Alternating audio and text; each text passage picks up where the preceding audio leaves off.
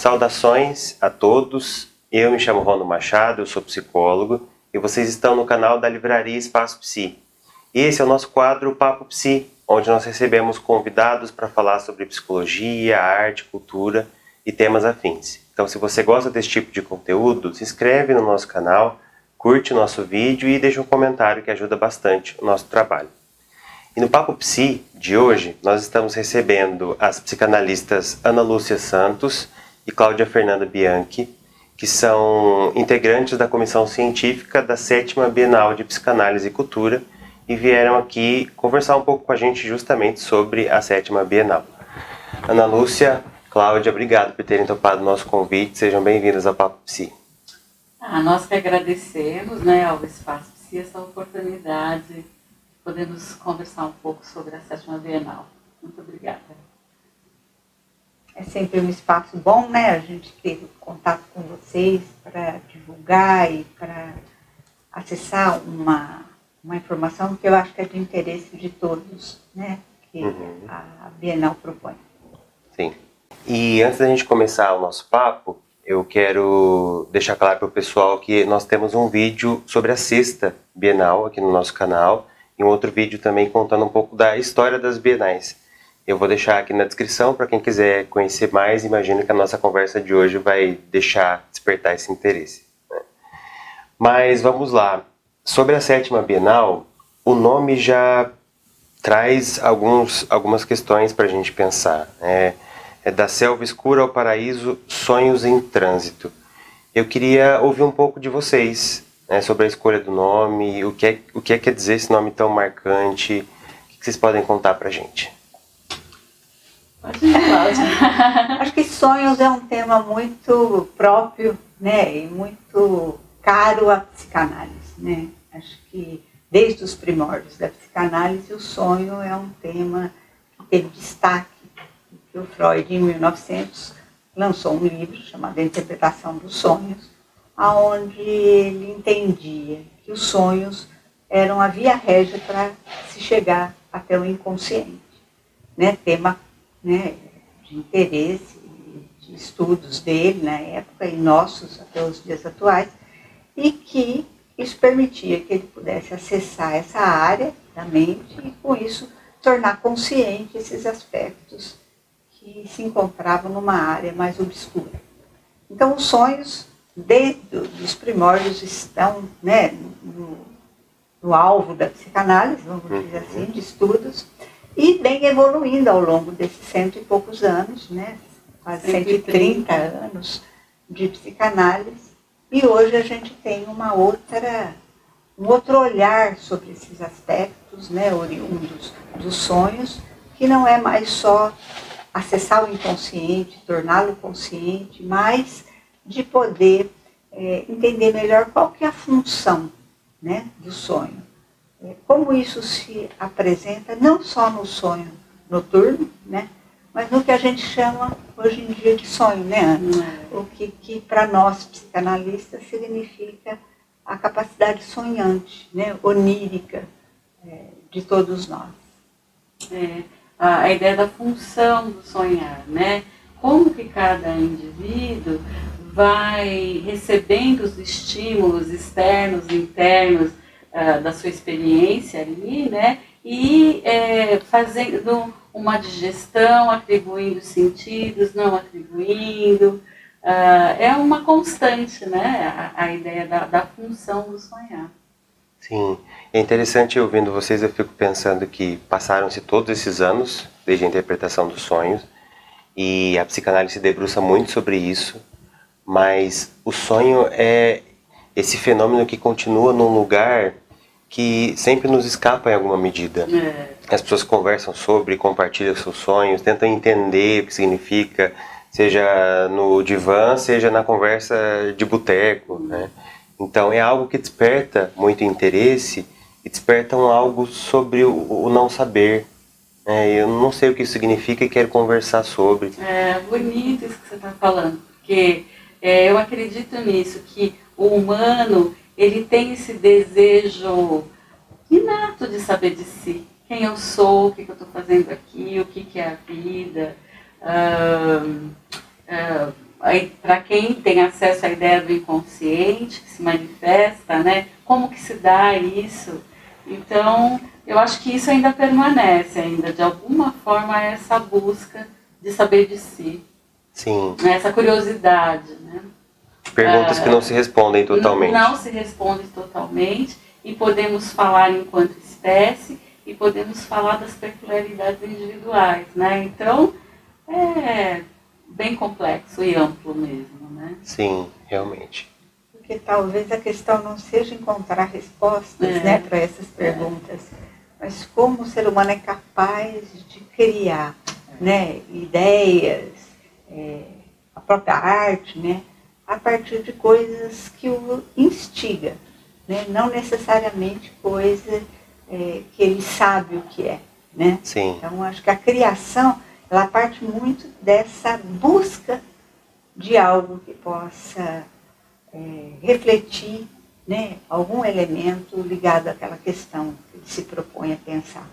Sim. Então, acho que para o psicanalista, acho que para a psicanálise, né, Ana, acho que sonhar tem a ver com a gente poder exercer essa capacidade de imaginar, de fantasiar, né, de lidar com questões que a gente não sabe o que significa. Tolerar o não saber. Sim.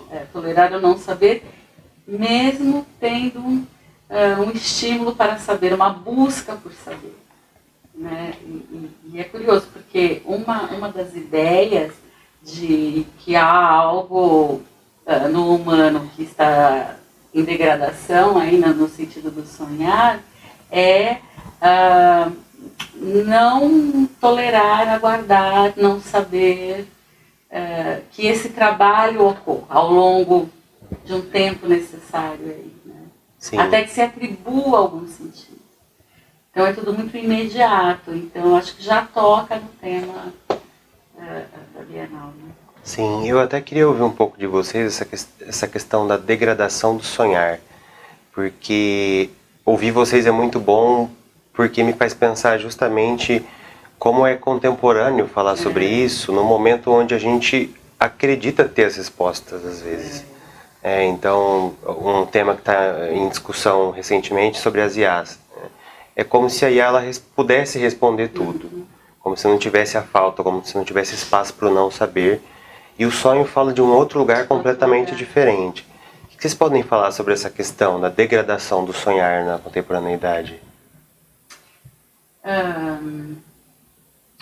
Nós levantamos várias hipóteses.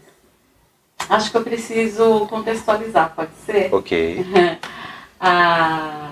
Quando o Paulo Ribeiro, que é o coordenador da comissão científica dessa Bienal, nos convidou para participar, ele formou um grupo, né, então, na qual eu e a Cláudia participamos, e existem outras pessoas também que depois até a gente pode nomeá-las.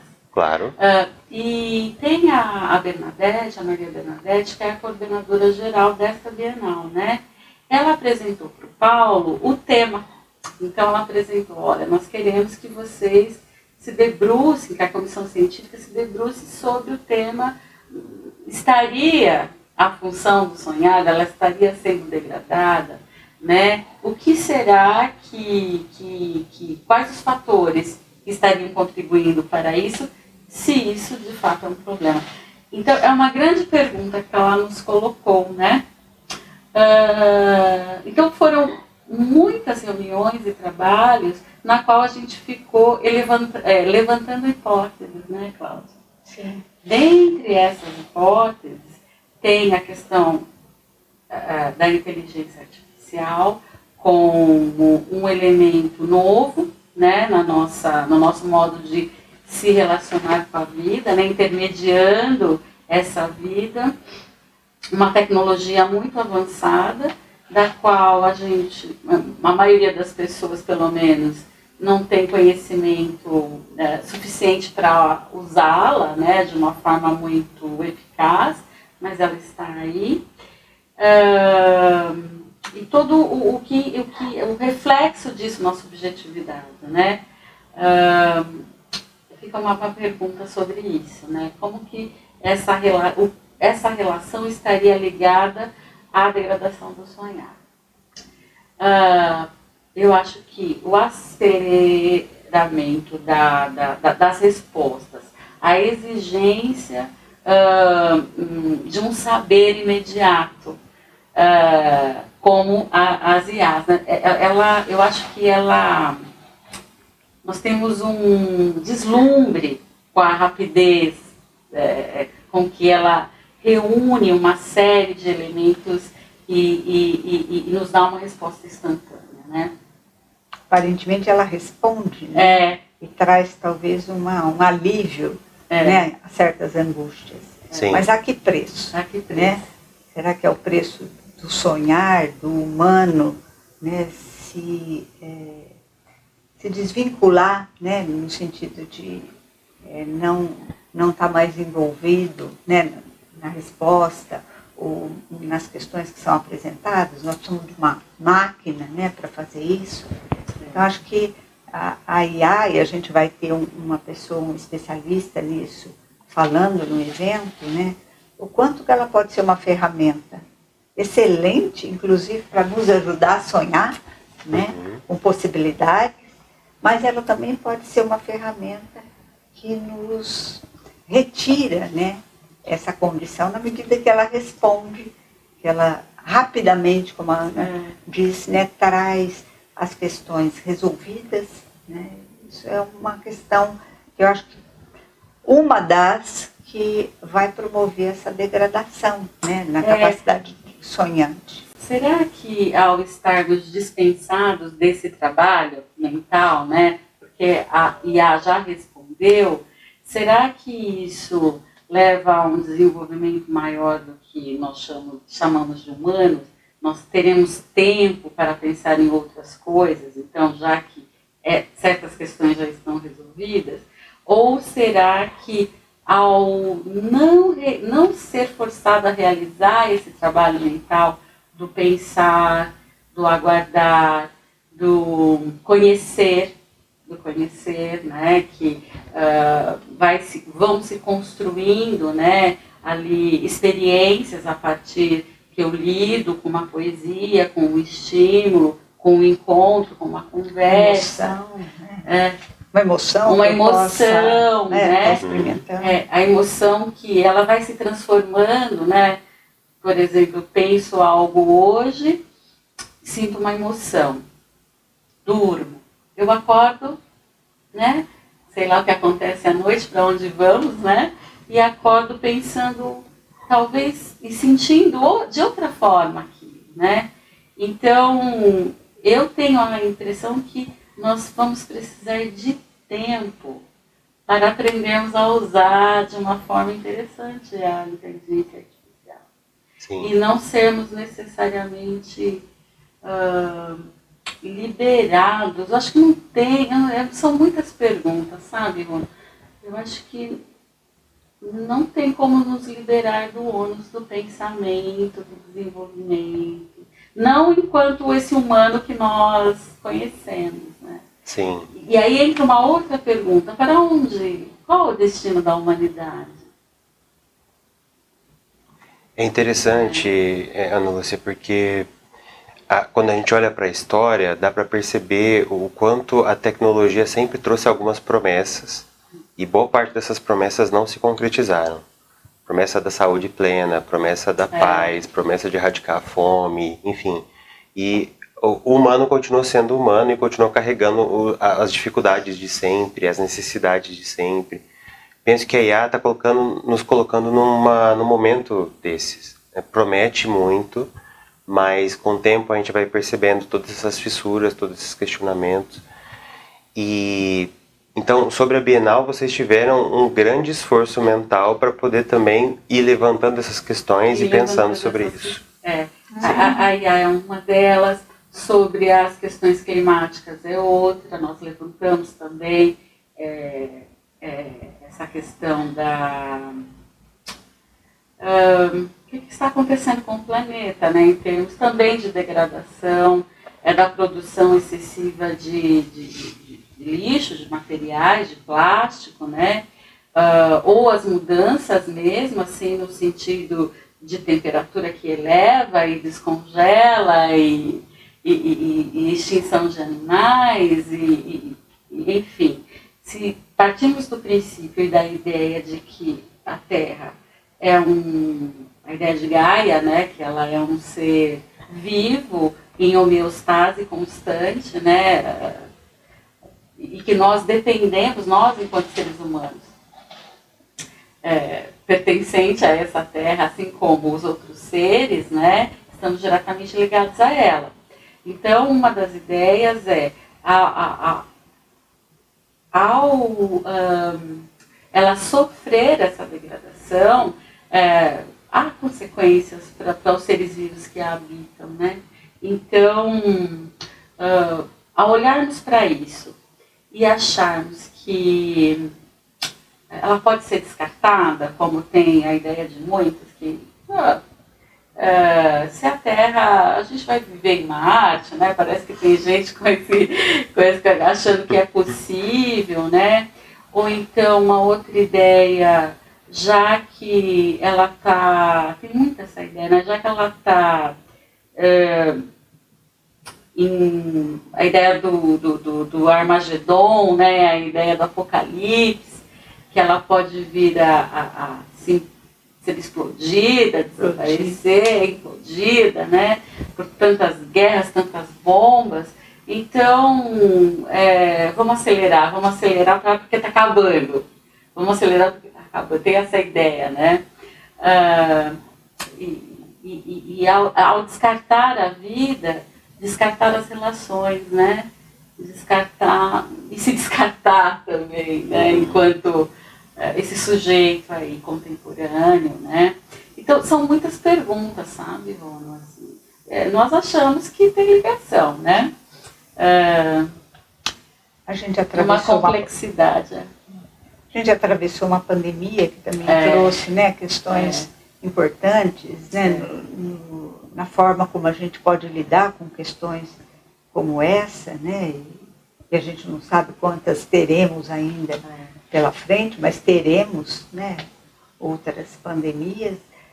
E como isso nos afeta, né, em termos de grupos específicos lá na minha família, mas também de grupos maiores na minha cidade, no meu país e no mundo. Quer dizer, o quanto a gente viu de questões sem resposta durante a pandemia e que trouxeram um terror, né, de destruição, de extermínio de pessoas, de ideias, do medo, né, disseminado. Então, acho que essas são questões que nós nos debruçamos, como a Ana falou, né, a pensar como é que o humano fica, né, como o ser humano fica a partir dessas experiências avassaladoras, né? Hoje a gente está vivendo, né, uma ameaça de guerra mundial, de situações, né, que talvez a gente não consiga cuidar de uma forma melhor, e isso vai causar o quê? Né? Destruição de pessoas, destruição de ideias, de uma cultura, de grupos que não vão ter como reagir a isso, e ninguém pensando por eles. Sim. Né? Então, acho que a Bienal tem essa ideia de que, vivendo todos esses estímulos, a nossa capacidade subjetiva pode ser afetada, nossa subjetividade, ou seja, o nosso sonhar, as nossas emoções, a forma que temos para viver a vida pode ser, né, fortemente afetada. Então, a ideia da degeneração do sonhar, eu acho que ela vem da ideia de que como é que o ser humano vai sobreviver a todas essas questões se essa condição for retirada ou for afetada de uma forma intensa, né? Porque a nossa possibilidade enquanto humano é lidar com a nossa condição interna e a partir dela trazer algo, né, para a nossa vida social, a nossa vida, né, familiar, ou mesmo a nossa criação própria, né, como indivíduo. Então, acho que debruçar sobre esses temas traz uma inquietação para nós, trouxe uma inquietação quando a gente começou a estudar. Tá me trazendo enquanto vocês falam sobre também. É possível não ficar inquieto ouvindo sobre isso. E como é que a gente vai encontrar, né, num evento como esse, possibilidades para não só ficar inquieto, mas também, né, ficar inquieto, mas também encontrar, né, um espaço onde a gente possa fazer uma coisa que também nos é muito cara, que é conversar. Conversar sobre essas questões. E essa vai ser uma tônica importante do nosso evento, porque a gente vai abrir um espaço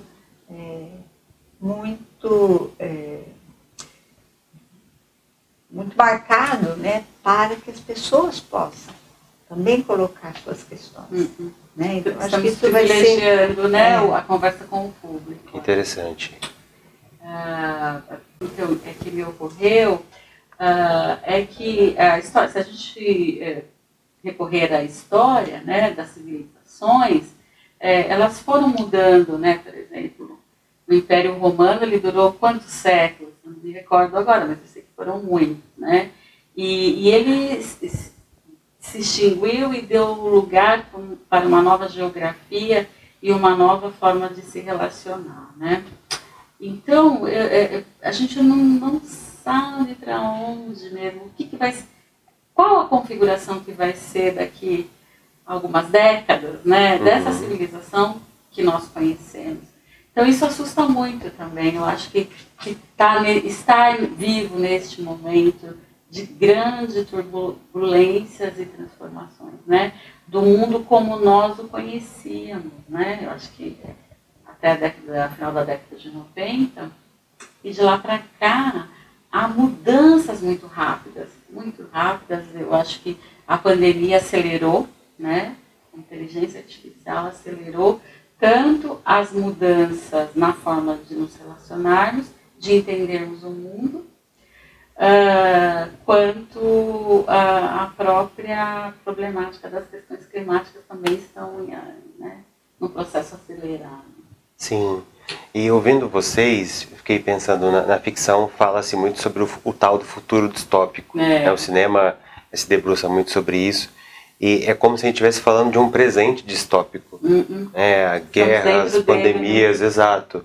A inteligência artificial, então tudo isso nos é natural do ponto de vista de que está aqui, está posto, mas ao mesmo tempo também causa essa estranheza. E já que a gente está vivendo nesse presente tão dantesco, eu queria aproveitar para trazer o questionamento sobre onde é que nessas discussões entra a ideia de trabalhar com a Divina Comédia na 7ª Bienal. Então, acho que nas nossas discussões, né, a gente trouxe para você vários elementos que foram surgindo em termos, né, o que está acontecendo com o sonho. E como a nossa Bienal de Psicanálise e Cultura, a gente tinha o desejo de encontrar um modelo, né, dentro da cultura, das artes, que pudesse nos alicerçar na construção, né, de como a Bienal poderia se apresentar. E aí, um dos nossos colegas, né, que faz parte da comissão, o Miguel Marques, começou a trazer alguns questionamentos oriundos, né, do modelo que o Dante Alighieri trouxe, né, dentro dessa obra, Divina Comédia.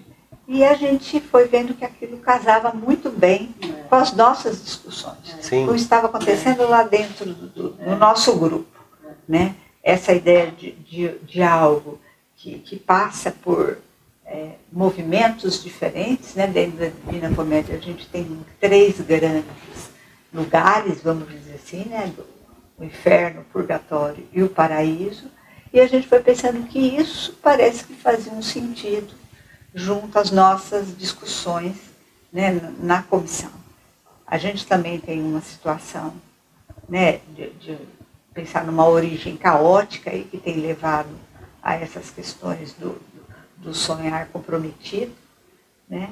A gente tem um momento atual, né, como você disse aí, né, onde isso já está acontecendo, essa distopia, essa questão, né, de diversas coisas simultaneamente se passando, sem a gente conseguir assimilar muito bem o que são. E para onde vamos? Né? Qual que é a possibilidade de caminho? Então a gente achou que essa obra, né, Ana, poderia ser uma referência, né, para as nossas questões em relação ao sonhar. Um modelo. Ela veio ao encontro de ser um modelo com as instâncias inferno, purgatório e paraíso, para então todas as questões que tínhamos levantado, a gente poder apresentar ao público então, nesse modelo. Então, momento atual, talvez o nosso grande inferno, né, até no sentido de um certo desespero para onde vamos, é o fim do mundo, o que vamos fazer, ou não temos condições de fazer nada, essa tortura, né? O modelo do purgatório, uma ideia de que é possível tolerar a questão e fazer algum movimento de conversa, de pensamento, e do paraíso, ele não chega para nós como uma grande salvação da alma, nem de esperança necessariamente, né? Mas um sentido de que é possível talvez atravessar essa escuridão e nos movimentarmos, sabe? A ideia do trânsito que está no título vem muito nessa perspectiva de podermos transitar. Vamos pensar assim o inferno, o purgatório e o paraíso como instâncias do mundo mental, né? Como dimensões, poder transitar por elas, né? E talvez aí sim sonhos, né? Porque assim a gente pode, até mesmo pela pressão atual das polaridades, né, que você tem que escolher entre isso ou aquilo, isso ou aquilo, né? Sim. Ou você gosta do amarelo, ou você gosta do azul, não pode gostar de outras, né? Tem uma pressão, né? Então essa polaridade, né, ela pode se apresentar então ou só inferno ou só paraíso, né? E é tão ruim quanto, é tão danoso quanto tentar sustentar um ideal de paraíso, né? E não sofrer a queda, né? Na realidade, assim. Ou ficar somente na tortura e não ter esperança de abertura para um outro momento. Então, eu acho que ligada à função do sonhar está muito ligada ao transitar por emoções extremamente intensas e dolorosas, e que o sonhar por si só, através da criação, vai nos dando essa possibilidade, né? E a importância então das artes, né, para a nossa cultura e para o ser humano, ajudando nesse grande sonho, nessas trocas e nesse transitar pela vida, né, de um momento para o outro. Acho que, né, o fato de ser uma monumental obra, né, a Divina Comédia, acho que se aproxima da nossa ideia de que o sonhar é uma monumental questão, né, para o ser humano. Então, eu acho que foi um casamento, né, muito interessante, que possibilita muitos desdobramentos, né? Eu acho que a minha expectativa, acho que de alguns de nós, é que, para além do que nós estamos sonhando com a Bienal, né, na sua organização, o que vai ocorrer lá no nosso palco, né, de encontro, de conversa, de discussão, é o que de fato vai trazer essa possibilidade de algo monumental, algo novo, né? Algo que possa ser útil para a gente pensar e para a gente sonhar. Porque o sonhar, o pensar, o criar, são ações, né? Muito, da psique, né? muito próprias, né? Do fato do humano ter uma psique, né? Ter uma mente que rege, né? Sua forma de lidar com as coisas. Né? Sim.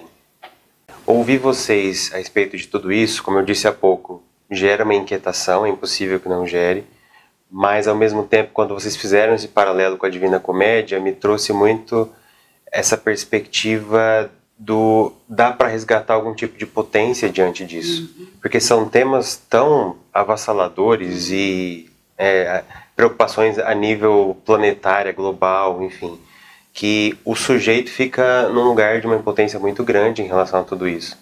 E aí, quando vocês falam sobre a possibilidade do diálogo, sobre trazer isso para um lugar que não seja só o lugar da tortura infinda, mas para um outro espaço, um trânsito em relação a tudo isso, me traz esse refresco, né, de não estamos tão impotentes assim, existe algo que a gente pode trabalhar em relação a tudo isso.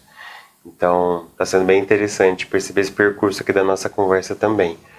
Mas como é que vocês estão organizando o formato do evento para dar conta de tantas perguntas e de tantas questões e desse paralelo interessante com a Divina Comédia? Quero que vocês contem um pouquinho para a gente sobre isso. Sim. Então, eu acho que a Divina Comédia, né, ela é algo da cultura, ela é tão antiga, acho que tem mais de 700 anos, então essa ideia da gente poder aproveitar a cultura milenar para dar sentidos ou servir de modelo para o que estamos vivendo, né, é também esperançoso, né? Podemos recorrer à nossa própria história. Sim. Cultural, né, mundial. Mas, respondendo a sua pergunta, né, a gente estruturou de uma forma que eu acho que está bem bacana. Vamos lá. Os dias, então, destinados à Bienal é dia 29 e 30 de maio, uma sexta tarde, um sábado o dia todo, né? Então, a sexta, ela está destinada no sentido de uma grande introdução do tema, né? Teremos uma primeira palestra com o psicanalista Giuseppe Civitarese, né? Ele é da Sociedade de Psicanálise Italiana, e ele vai falar sobre a função do sonhar de Freud até a contemporaneidade. Ou melhor, falando melhor, a evolução do conceito do sonhar na psicanálise desde Freud até a atualidade. Né? Ele vai fazer uma participação online e terá uma intérprete, né, a Francesca Criselli, nos ajudando, então, na tradução. Essa é a primeira. Queria só fazer uma pergunta. Claro. A escolha foi proposital, pensando que o autor da Divina Comédia era um italiano? Que interessante você fazer essa associação, não tínhamos pensado. Sim. Olha os italianos ainda salvando, pois né? Sim. Que legal isso. Coincidência, talvez não tão coincidência assim. Coincidência, Sim. Mas acho que não. Acho que não. De uma forma consciente, não foi pensado. Né? Eu acho que a gente acabou de viver um exemplo do como é bom ter tempo para conversar, né? Sim. Os sonhos vão ocorrendo. O Civitarese é um psicanalista contemporâneo muito instigante, né? Com ideias muito originais. Ele já se apresentou aqui na nossa sociedade, de forma online também, né? Nos meados aí, pós-pandemia. Então a gente tem um contato com o saber dele, assim, e isso nos instigou a chamá-lo, né, para esse momento.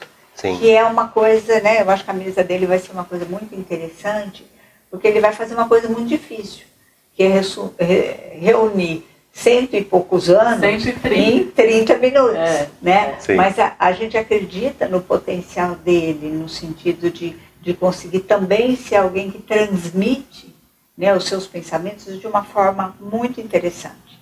Então eu acho que vai ser um encontro com um psicanalista que quem não conhece vai se surpreender. Acho que é uma pessoa, né, que vale a pena. É um representante da psicanálise contemporânea, né? Eu acho que Sim. tem tantos outros, né? Mas ele aceitou o nosso convite, então ele Estará conosco. estará Sim. conosco. Isso na sexta. Na sexta. Isso vai ser a nossa mesa de abertura. Nossa mesa de abertura. Né? Na sequência, terá uma outra palestra, aí sim para falar da Divina Comédia. Então, a Divina Comédia, monumental obra de Dante Alighieri, e o palestrante é Maurício Santana Dias. Ele é professor de letras, né, e tradutor da Divina Comédia. Ele fez uma tradução recente. Sim. Do Inferno, né, digamos que ele separou em livros, né, então o primeiro livro, e o pessoal da área da letras, da linguística, né, diz que está muito boa, e eu acho que ele ganhou inclusive prêmio, não foi, por conta dessa tradução. Não vou me recordar o nome do prêmio. Mas o Maurício vai estar conosco também. Então, nós já vamos estar juntando o tema da Bienal com a função do sonhar, com a Divina Comédia, que eu acredito que ele vai poder também fazer esse percurso, né, de uma obra que surge há séculos atrás, e o que significa isso para o contemporâneo, né? Essa obra nos dias atuais. E acho que vai ser uma coisa interessante a gente olhar para a Divina Comédia sobre essa perspectiva, né, que a gente está propondo do sonhar, e com uma visão psicanalítica, não só com uma visão literária. A gente vai fazer esse trânsito o tempo todo também, né, da literatura à psicanálise, da psicanálise à literatura. O Freud era um grande, né, admirador, leitor, né, e então acho que isso vai de encontro muito à psicanálise. A psicanálise bebe muito na fonte dos escritores. Ela nasce, né, com a Freud, né, bebendo nessas fontes, e ela continua sendo alimentada por ela, né. Não é à toa que ele tem uma fala, né, que aonde a psicanálise chega, os poetas chegaram antes, né? Então, continua valendo, né? Continua valendo. E na sequência, então, nós teremos uma outra palestra com a Mércia Maranhão Fagundes, né? O Paulo Ribeiro, aonde eles vão falar, então, como que nós sonhamos a Bienal, né? Acredito que eles vão ter uma forma muito criativa de falar do sonho na perspectiva deles, né? Desse pouquinho que a gente falou aqui hoje, né? Sim. Eles vão trazer, apresentar para o público, então, como que nós juntamos a função do sonhar com essa grande obra. Sim. É impressionante perceber que a trajetória que vocês fizeram, ela está totalmente ali próxima do que a gente está conversando aqui, né? Desses questionamentos, desses tensionamentos. Eu imagino quanto vocês devem ter conversado para poder pensar sobre isso. E fiquei muito curioso de ouvir mais sobre. Eu imagino que o nosso vídeo também vai ter um pouco dessa conotação de querer entender melhor sobre isso. E a escolha da Divina Comédia me faz pensar também que essas obras clássicas, monumentais, como tá posto por vocês, elas têm justamente esse poder, elas perduram. E elas perduram e oferecem óticas que vão... Né? Isso, sim. Novas óticas, né? Exato. Novos pontos de vista, né? Que ajudam na leitura do atual, né? Do contemporâneo. Né? Porque, assim, proporciona sonhos infinitos, né? A gente sempre pode ter um novo sonho a partir daquele estímulo daquela obra, né? Sim. Eu acho que eu acho que dá para dizer isso que eu vou dizer, assim. Ela funciona quase como um mito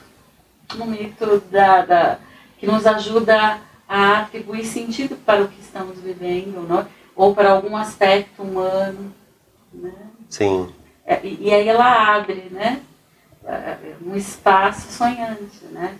Talvez a ideia de paraíso seja essa possibilidade, esses instantes, né? Esses instantes de abertura, de sair de uma certa tensão e compartilhar algo novo. Sim. Após então a apresentação da Mércia e do Paulo, nós teremos também uma apresentação cultural, né? Que é a companhia teatral, né? Da Renata Martelli, o André Cruz e outros integrantes farão uma apresentação nesse dia. E o debate, a conversa com o público vai ser depois. Uhum. Então, primeiro teremos todas essas apresentações e deixaremos um bom tempo então, para conversar com o público, né? Assim, conversar dos estímulos que foram acontecendo ao longo da tarde. Né? Sim. Esse é o primeiro dia, né, Cláudia? E aí a gente tem, como a Ana falou, um tempo privilegiado para conversa, porque um modo que a gente pensou desse evento é dele não ser um evento tradicional no sentido de uma exposição, de algo que se assemelha a uma palestra, uma conferência, e sim conversas, né?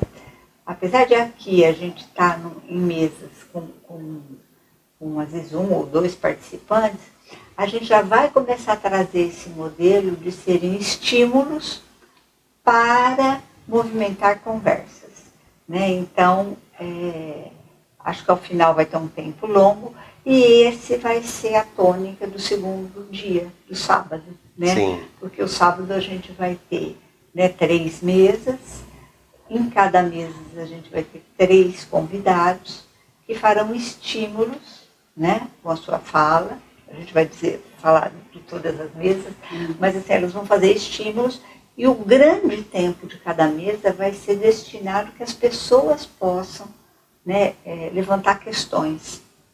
A gente escolheu trazer para essas mesas do sábado pessoas da ciência, da cultura, das artes, né? Então, cada um vai trazer um viés da sua compreensão do que ele sonhou a respeito desse estímulo, né, que foi apresentado a eles para compor cada uma das mesas. Uhum. Né? E a partir disso, né, a gente espera alcançar essa possibilidade de um sonho ali, né, do evento também promover a possibilidade das pessoas sonharem com alguma questão, com alguma ideia, e a gente poder conversar sobre ela. Acho que a Ana pode... Tempo para conversar. Tempo, né? Para conversar. Uhum. Acho que a Ana pode falar um pouco das mesas, né? Acho que... Pode ser? Claro, sim. Bom, no sábado, a nossa primeira mesa é uma mesa que está intitulada O Inferno, Colapso do Sonhar e da Função do Sonhar. Essa mesa, então, teremos 3 convidados, né? Onde destinamos para eles de 15 a 20 minutos o tempo da fala. Nós vamos fazer um formato tipo sala de estar, né? Assim, que a conversa possa ser o mais estimulante e simples, assim, no sentido de provocar conversas, né? Cada um, então, está destinado a ter 15 minutos e depois o tempo maior nós vamos deixar para a conversa entre eles com o público, entre todos nós, né? Tem maiores detalhes no site do evento, né? Eu convido todos a pesquisar e conhecer sobre os nossos convidados. Sim, a gente vai deixar o link na descrição também para quem quiser conhecer. Obrigada. Legal. A segunda mesa, né, que é a do purgatório, o título dela é O Purgatório, transformação e cesura. Essa mesa aqui também, ela foi pensada, como a gente falou no início da nossa conversa, né? Essa possibilidade, então, de trânsito, de transformação, de uma cesura no sentido de passar de um estado para outro, um estado mental talvez mais denso, para algo um pouquinho mais ganhando movimento, né? Uhum. Também serão 3 convidados com o mesmo modelo. À tarde, aí depois teremos o almoço, né? À tarde, a última mesa, né, intitulada O Paraíso, Ascensão à Luz e Esperança. Quem sabe, né? Estamos acreditando, né? Também o mesmo modelo, mas assim, é bem interessante, os nossos convidados da terceira mesa, eles têm trabalhos muito científicos e criativos, num viés assim, de abertura mesmo, né? Então, cada mesa foi pensada assim, de acordo com o seu título e seu tema. Sim. Vamos ver a conversa com o público, o que vai desdobrar, né? Acho que a gente teve um cuidado muito grande de colocar áreas distintas do saber, das artes, em cada, né, na composição de cada mesa. Uhum. Então, cada mesa vai ter um artista, vai ter um cientista, vão ter pessoas com áreas do saber diferentes, compondo, acho que uma coisa que a gente pensou como sendo muito interessante, várias vozes, né? Várias vozes trazendo vieses diferentes da leitura, né, que eles, né, podem fazer do que vivemos. E quais sonhos eles nos apresentam sobre essas inquietantes questões, né, que a gente está tratando. E eu acho que isso vai, do nosso ponto de vista, né, criar uma interação com o público, porque eu acho que são estímulos curtos, né, e que vão estimular que as pessoas possam também apresentar como é que isso reverberou.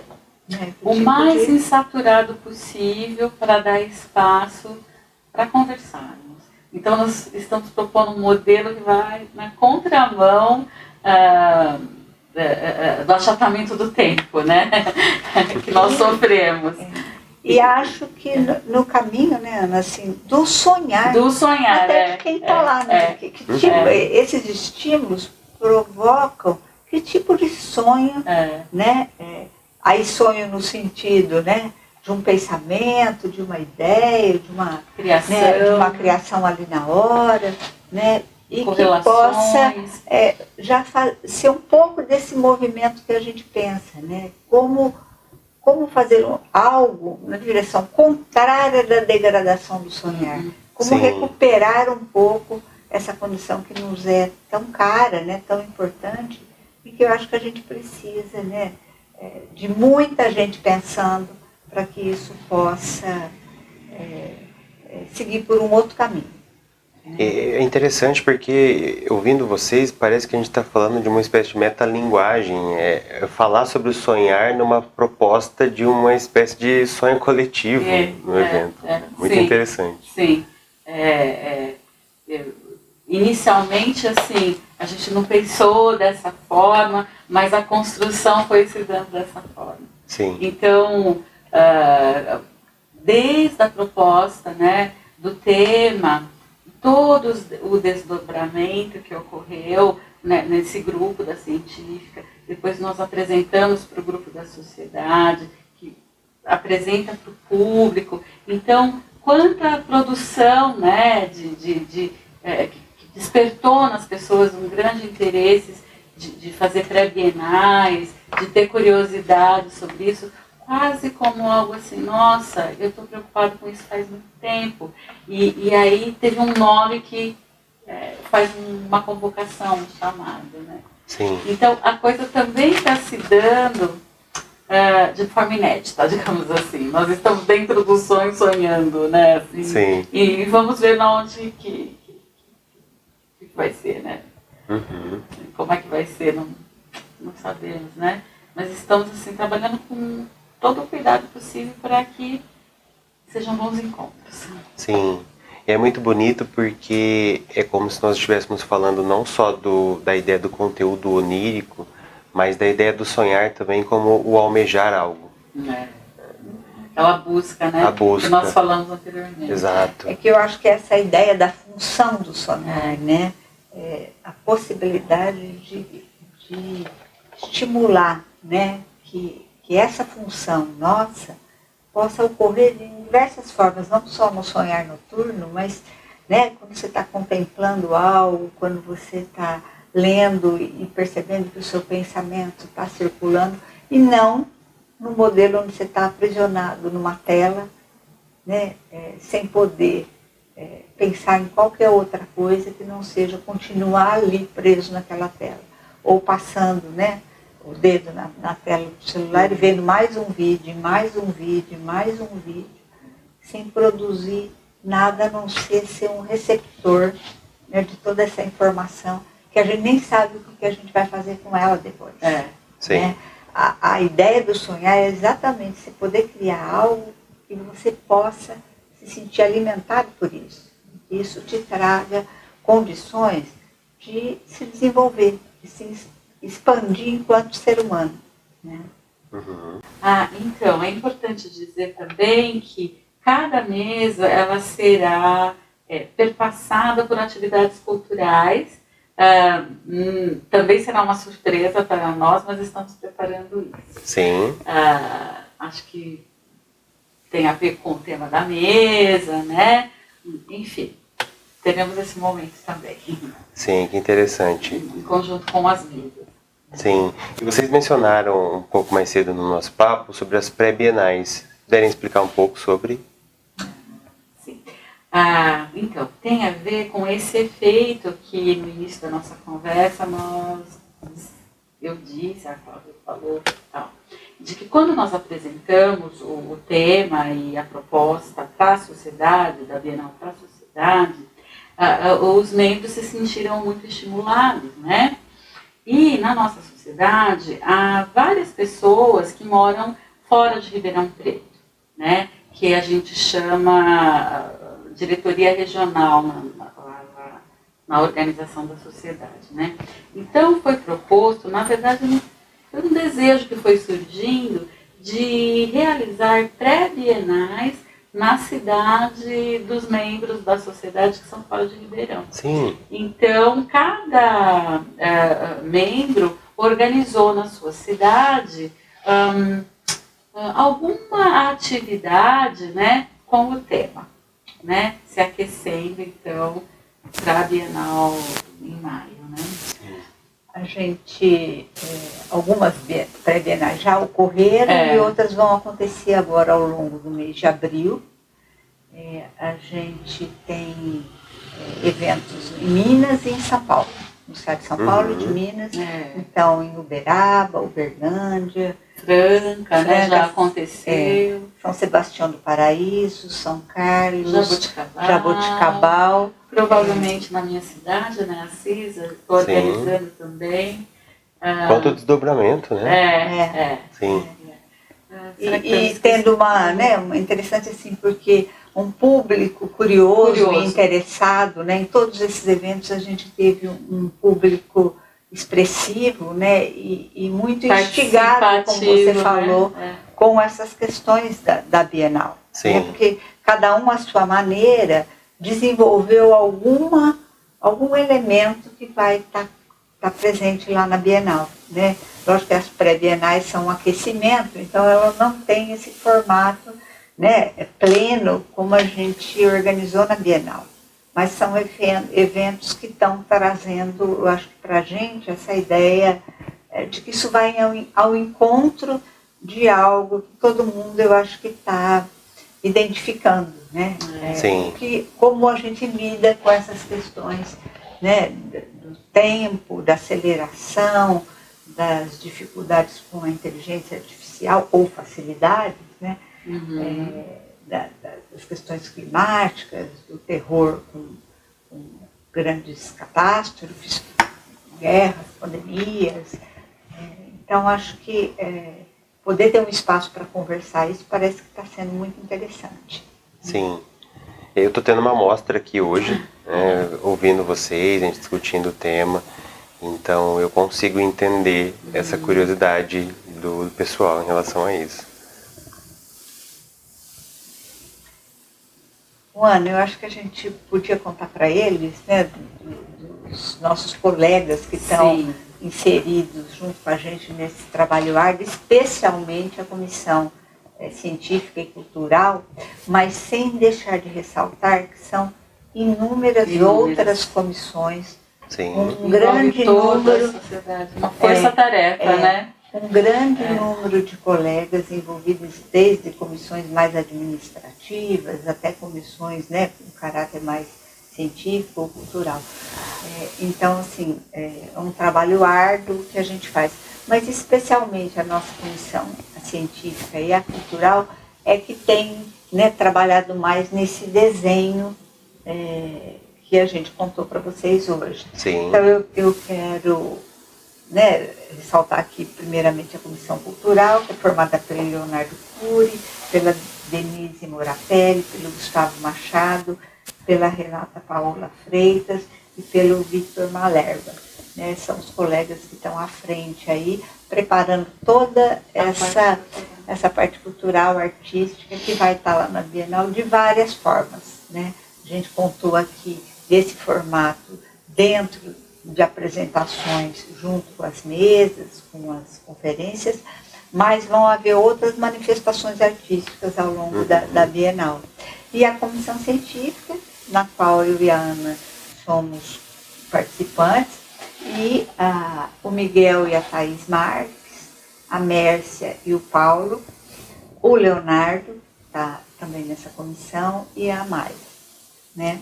E o nosso colega Luciano, né, que também está com a gente nessa comissão.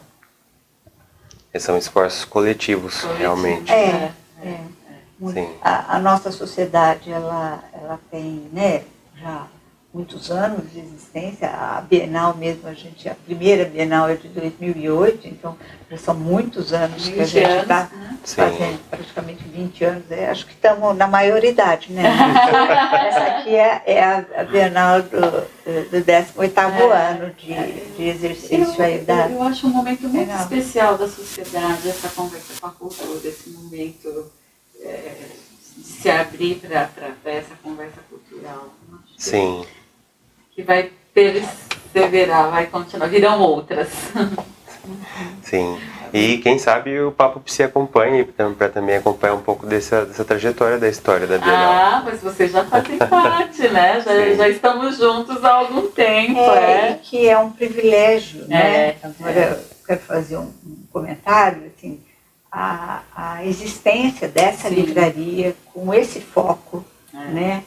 Não só para gente que diretamente é interessado, né, nesse espaço, nesse tipo de proposta de vocês, mas eu acho que porque atende uma demanda que a gente vê que está se expandindo, né, não só dos psi, mas de toda a população, porque são temas que são de interesses, né, de muita gente. Né, de outras áreas do saber que podem beber nessa fonte. Então, acho que parabéns à livraria pela sua existência, pelo seu cuidadoso trabalho, inclusive fazendo esse tipo de atividade e proporcionando para a gente um espaço para a gente divulgar o nosso evento. Sim, né? A gente agradece muito também, viu?